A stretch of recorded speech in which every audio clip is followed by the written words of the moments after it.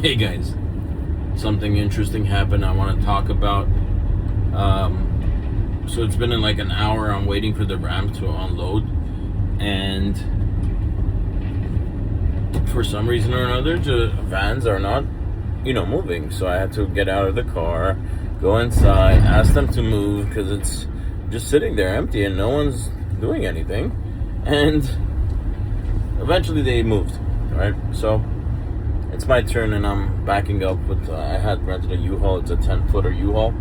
I'm backing up and I have like over 1,400 kilos of product in the back of my truck. And as I'm like trying to physically unload, because there's no pallets, there's no forklift, you have to do everything by hand. Each of these boxes weigh like 45 pounds, give or take. Anyways, I'm physically unloading these things, and then I bought 2 pallets so I could, organize it. During this time, there's a guy, thin, bald-headed guy who's yapping very quickly in his own language, and I kind of recognized the language, but at the same time, I had no idea what it was. It was very similar to Arabic, but it was not Arabic, it was something else.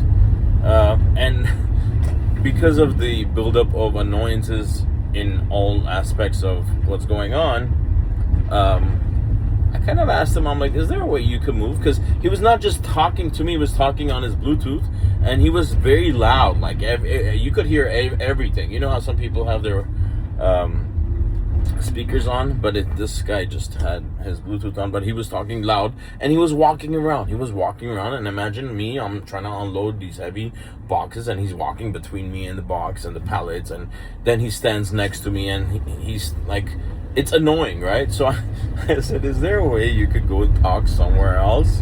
And your language is annoying. I couldn't think of any like soft way of telling the guy to walk away because I was annoyed from everything else. So he's like, oh my God, how could you do that? That's racist. You're racist. I'm like, listen, I don't have time for you. I really need to unload this. Can you just go sense down? Oh my God. Listen, I said, it's not a big deal. Everyone's going through something. So he turned his phone on and he's trying to take a photo of me. And he started asking me questions like, what are you? Where are you from? And I didn't answer where I'm from. I just said, it doesn't matter where I'm from, dude. Like, I'm trying to do a work so I could go home. And he's like, what are you? I'm like, what do you think I'm? He said, I don't know, Arabic. I'm like, no, I'm not Arabic. Armenian? You're Armenian? No, you're not Armenian. I'm like, okay, yeah, I didn't say anything. And then he's like, what's your name? I said, Malik. I don't say Malik. I usually say Malik when I know somebody's from like Middle East or is Arabic, because in their language that means king. In Armenian it means king as well. It's the way we enunciate in Armenian is Melik.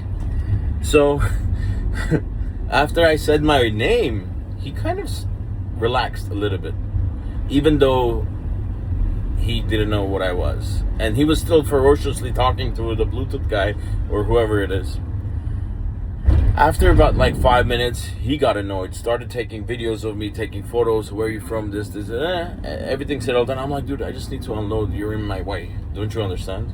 So I unloaded.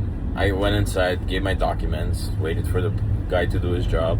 He came like he was standing behind me. I turned around, I'm like, listen, I'm sorry for the way I behaved. It was not nice of me to say I don't like your language, and I was just frustrated throughout the day.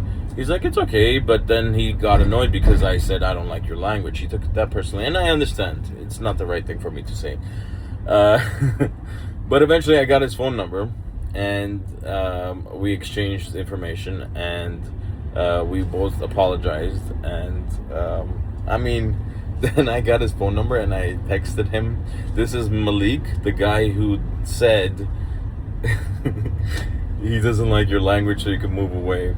And that was my text message of like what I do and what type of work I am. And basically the moral of the story is I know I messed up, and then I apologized, and then we became acquaintances, let's call it that.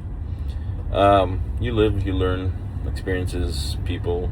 Now that he has something to talk about, and I have something to talk about. Thanks for following. Subscribe.